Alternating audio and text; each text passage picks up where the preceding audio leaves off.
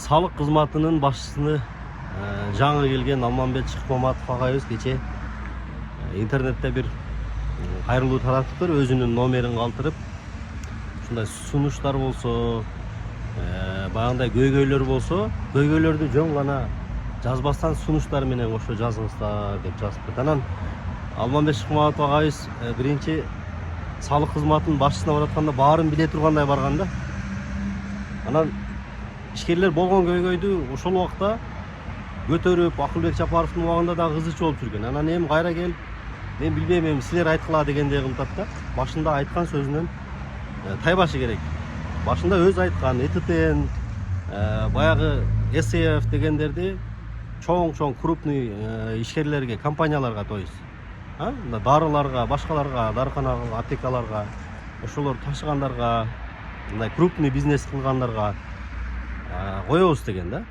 Анан калгандарын эме кылабыз, башкача жолдор менен караштырабыз деген. Анан баягы интернетте видео сыям тараган ККМдин, ЭТТНдин туура эмес болгонун мен керек болсо далилдеп берем деп дагы видеолорун чыгарган. Андан көп өтпөй эле президент Садыр Жапаров дагы 1 айдын ичинде, 2 айдын ичинде салык кызматы өзүнүн сунушу менен, өзүнүн долбоорлору менен келет, ошого карап кылабыз деген. Эми мынтип кайра созуп атканы бул туура эмес. Урматтуу Алмамбет Шыкмаматов агай, ишкерлердин бардык көйгөйлөрү бул убакка чейин көтөрүлүп, интернетте желдей тараган. Сиз анын баарын жакшы билесиз. Эми баягы айтат го, туура эмес нерселер көп, абдан көп. Сиз аны оңдоймун деп баргансыз. Эми оңдоңуз, ошону санариптештириңиз, онлайн кылыңыз. Мынандай кичине ишканаларга, кичине ишкерлерге, ошолорго ЭТТН дегенди, башка дегенди токтотуп, өзүңүз айткандай патент кылып койсоңуз деле болот да, мисалычы. Эми патент деле жакшы. Анан эгерде баарын оңдойм десеңиз, анда баягында болуп калат да.